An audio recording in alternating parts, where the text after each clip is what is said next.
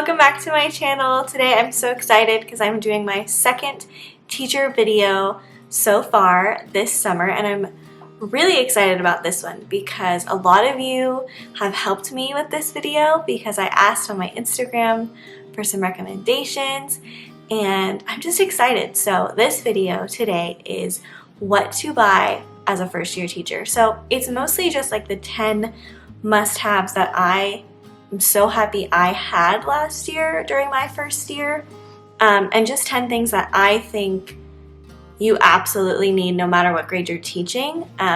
So these are fully my opinions, and I took some inspiration from suggestions on Instagram, and I'm just really excited to be sharing this list with you. So these are the top 10 things you have to buy as a first year teacher. So let's start the list. Okay, so number one on this list is books. Now, if you don't know what grade you're teaching, but maybe you know, okay, I know I'm going to be teaching primary, that's okay. Just buy books for your grade and books that are 1 year above and 1 year below. Now, that's important because some kids will walk into your grade being below grade level or being above grade level, and you want to have books that they can read or that are more appropriate for their reading level. So make sure you're buying books for not only on grade level, but above and below that grade level as well. Now, buying books is obviously probably the most expensive part of starting your teaching journey. There are so many ways you can buy books for cheap. I know Goodwill sells books for 20 cents a piece. I got a lot of books at Goodwill when I was building my classroom library, and sometimes they have really great books that you might not know about, or books that you know about that are hard to come by that people have donated because they don't want them. So check your Goodwill, go to garage sales, ask people on your Facebook and say, hey, I'm starting my classroom library. If anyone that I know, if anyone on my Facebook friends has old children's books they don't want anymore, please donate them to me. I did that, and I got this huge box of books from my cousin, and that was really great, and I used a lot of them in my classroom. So garage sales, asking your friends and family, looking at Goodwill. I also got a lot of books in my town that I lived in when I was a first year teacher had a library sale. So check organizations, because they give away books, or they have events where they sell books. Maybe you can find books for cheap. Of course, Target and Amazon, you can always buy books. I would say don't really use that until you are buying a specific book, when you know you're using it to teach a lesson, just because that'll add up, of course. But books is number one on the list. That is what you need, and depending on what grade you're teaching or depending on where you're walking into, you might be left a bunch of books by the teacher before, or there might not be any. And if there's none, it's up to you to find books for your classroom. So that's number one, find some books for your classroom library. All right, number two, now this I used all of the time, daily, if not weekly. So this is a laminator with laminating pouches and a paper cutter. So I know that's a bunch of different items that I'm putting as number two, but I used them all together, so they count as one thing for me. So if you don't have a laminator yet, go onto Amazon, buy a laminator. Buy lamination sheets. They are so necessary. I made a lot of the decor in my classroom from TPT, decor bundles, and then I printed them on my own and laminated them on my own. That's going to save you money than going to Lakeshore or buying all your classroom decor from Target. That's going to add up. And the laminator I have, I will link below. I will link everything I talk about below. Was $15 on Amazon, and you can buy laminating pouches, Amazon basic laminating pouches, 100 a pack, and they are really cheap. So that's what I suggest doing. Get a laminator, start thinking about, okay, what do I need for my classroom? I know I need an alphabet, I know I need a word wall, I know I need the colors and the numbers, or whatever you think you're gonna need.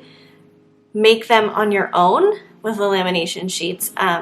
And then the paper cutter is just to make sure things are cut evenly. It's quick. I have one of those like big chopper paper cutters. I know some people like the sliding ones, but I really prefer the bigger one just because it's faster to me. So I will link my paper cutter below. And guys, I'm going to give you a tip.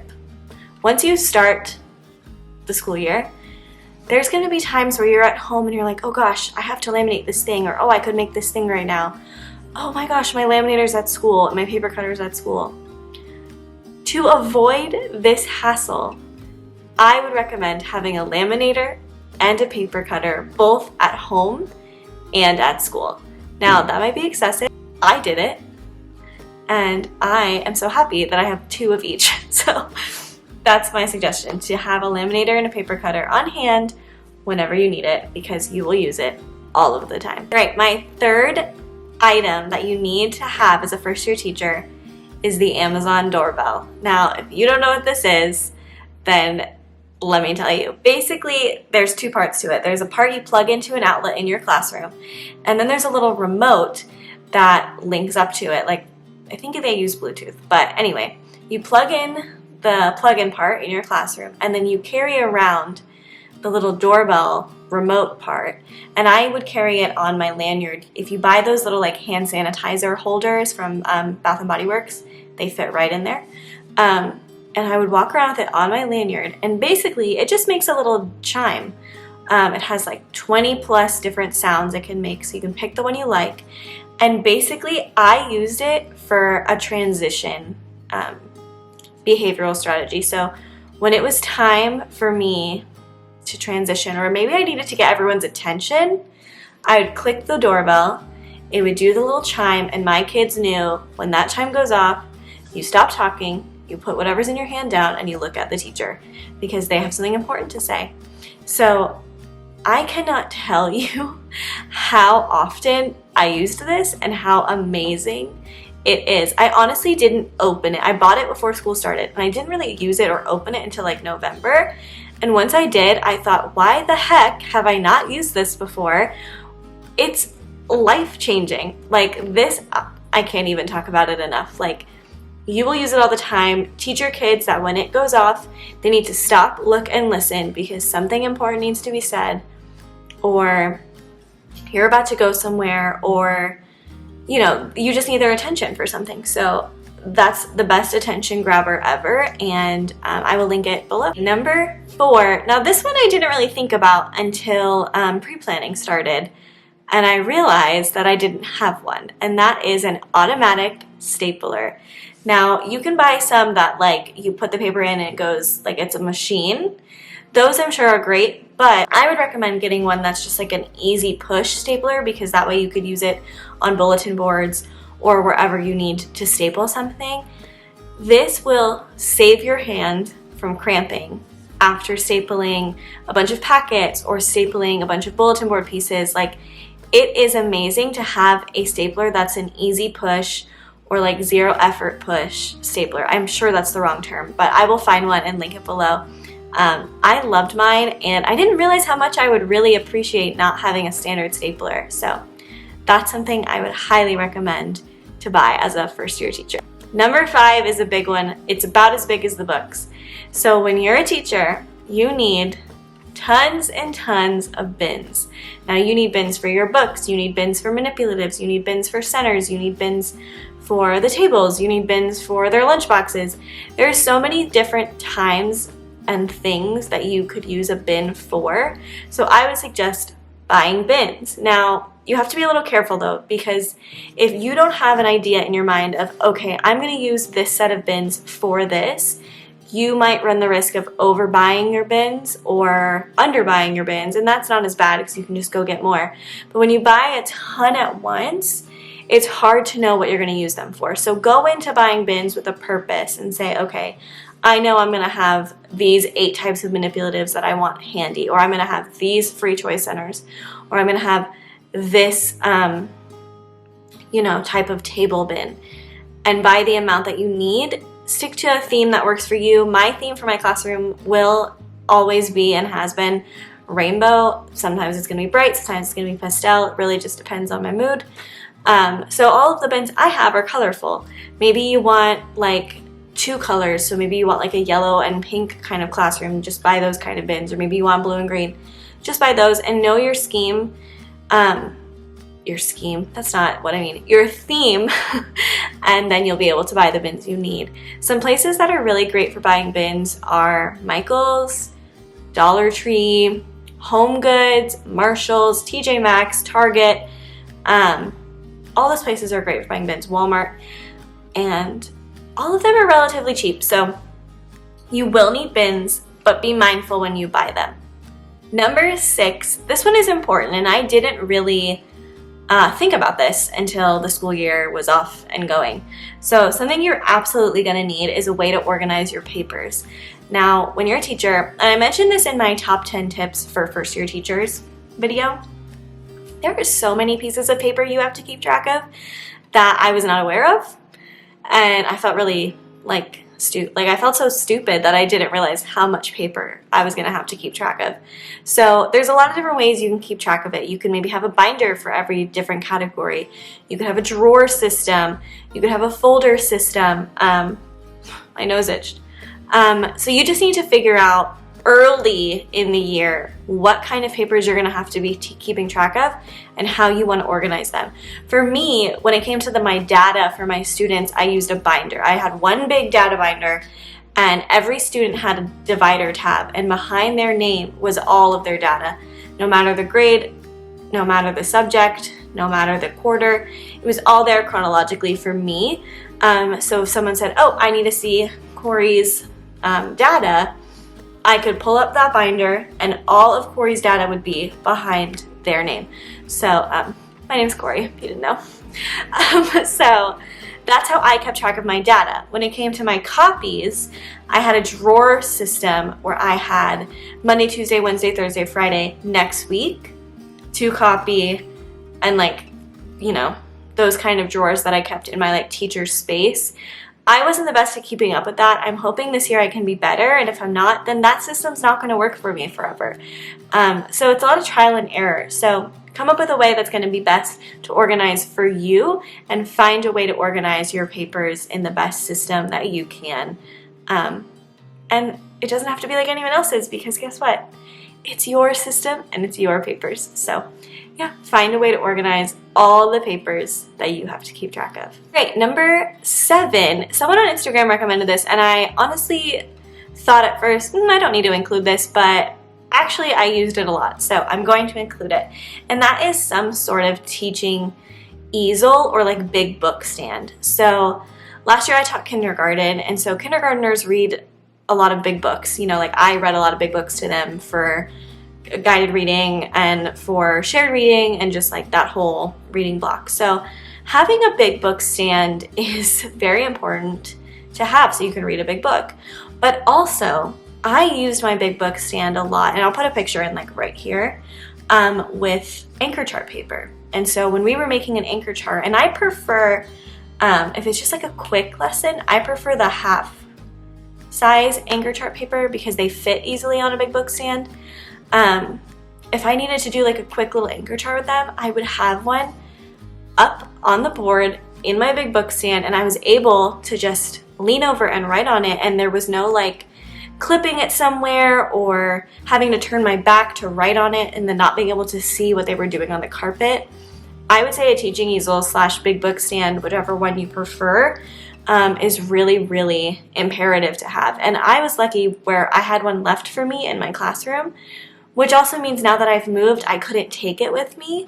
So when I get into my classroom to set up, if I realize I don't have one, I'm going to purchase one because I know that I prefer to have something like that when it comes to whole group teaching. And then with that, I'm going to just slide this into the same number. Have some sort of teacher seat for yourself while you're teaching. So yes, you have your desk and your desk chair, but when you're doing whole group, there's times where you're going to want to sit, when you're reading a book, or even get a seat that you could use to put next to the big book stand so you can sit while you're reading a big book. That's really great. So people use rocking chairs. I have this really great bench in the front of my classroom, and I'll put a picture of it here. That was just part of the furniture that my school had. And so again, when I get to my new classroom and start setting up, if I don't see a seat in there that I could use, I'll probably go buy like an ottoman or like a little stool or something for me to have a seat in the front of the room. And then when kids get to like share stuff, they could sit in that seat and feel special. So I would recommend a big book / easel, stand, and a seat for whole group teaching. Okay, number 8 kind of goes along with that, and that is to find an easel for guided reading. Now, I'm going to put a picture in because that might be hard to visualize. So this is what I'm talking about. And I feel like my first year of teaching was kind of like, I didn't really get my groove until January, and then I only really was in my groove for like a month or 2 before we were teaching from home. But I got this easel in January, and I feel like it really amplified my guided reading instruction. And so I would just put it next to me, and it was magnetic, so I could put up different like cards or letters or whatever I needed to do. And it was also a whiteboard, so if we were practicing like guided writing, I would help them sound things out on the board, and then everyone at the table could see it. And it was super easy to clean because it was a whiteboard, and it folded in on itself, so it was easy to store when I wasn't doing guided reading in the moment. So this is something that's like, I don't know how I will ever teach guided reading without it. So yeah, and I know guided reading can be very intimidating for first-year teachers.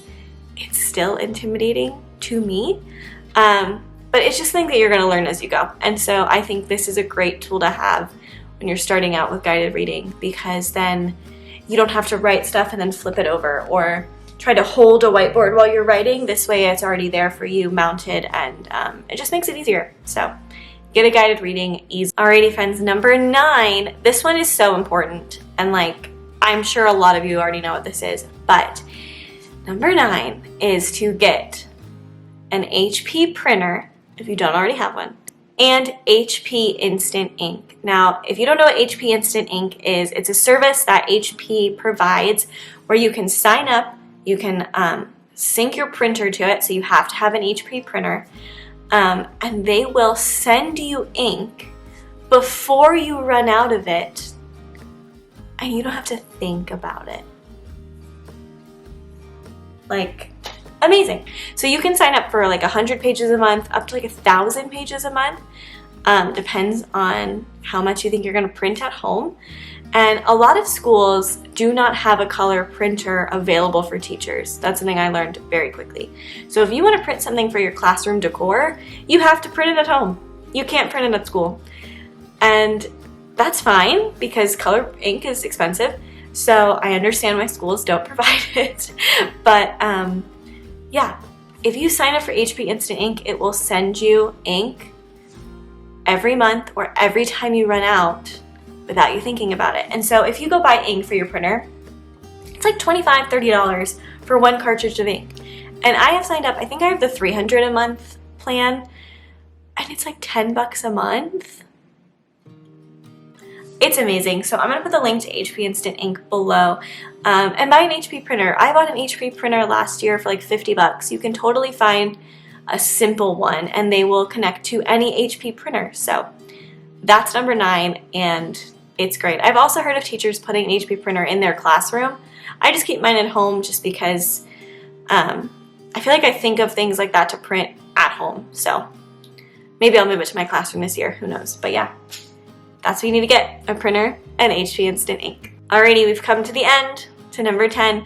And this one, I don't know. I feel like I needed this year, and I don't think people are going to tell you to buy it because it doesn't really have to do with teaching. It has to do with keeping yourself put together. But I would suggest for number 10 that you need a watch. And you may laugh and be like, oh, I have my phone, or oh, the classroom is gonna have a clock. But nope, you need a watch, because there are days where you would wear, you know, a dress or flowy pants and you wouldn't have pockets. And also, I really didn't have my phone on me too much. It always sat in my desk. And you need to know what time it is all of the time, because there are so many times a day where this kid needs to go get his medicine from the nurse at 9 a.m. or we have to go to specials at 9:43 a.m. Like, it's very specific. So you need a watch. So whether that's a Apple Watch, whether it's a Fitbit watch, whether it's a $20 analog watch, doesn't matter. But you need a watch because you need to be able to see the time all of the time. And I can't tell you how discombobulated I would feel on days that I forgot my watch. Maybe it was time for dismissal, and like we all go outside for dismissal, and I left my phone in the room because I don't need my phone for dismissal. And then someone asks me the time, or I think, oh my gosh, I have a meeting today at 2:15. What time is it? I don't know. You need a watch. And I can't advocate that enough. And so if you don't have a watch, go buy one. It doesn't have to be a fancy smartwatch. All you need is the time at all times. So get a watch. And when you start working, you'll notice that most teachers wear watches because they need them. So yeah, that is number 10. Get a watch. Okay friends, so that's my whole list of what you absolutely have to buy as a first year teacher. Of course, there are so many things that I could also put in this list. So if you want me to do a part 2 of this video, go ahead and like it and comment down below if you're a teacher, something that you would have included in this list that maybe I forgot. So this list is 10 things that I absolutely used every day or week as a first year teacher and probably will continue to use this year. So I really hope you enjoyed this list. I hope it was helpful to those first year teachers out there. You guys did it, you made it, you have jobs, you're amazing. So I'm so excited to see a bunch of people's journeys, and go ahead and share this video with your friends that are first year teachers or even just teachers in general. Maybe they don't have some of these things and they've never thought to buy them. I'm really happy you came on here and watched today. If you don't already know, I have an Instagram all about my teaching life, and I will link it below. A lot of you come from that Instagram, and I love chatting with you all on there. So that's the quickest way to get in contact with me, is if you comment on there or send me a message. But yeah, I love you all so much. Don't forget to like this video and subscribe. It really helps me out if you like it. Press the notification bell because I post videos every Sunday, Wednesday, and Friday. And I'm just so happy you're here. So thank you for watching. I love you all. Keep spreading positivity, and I will see you in the next one. Bye, friends!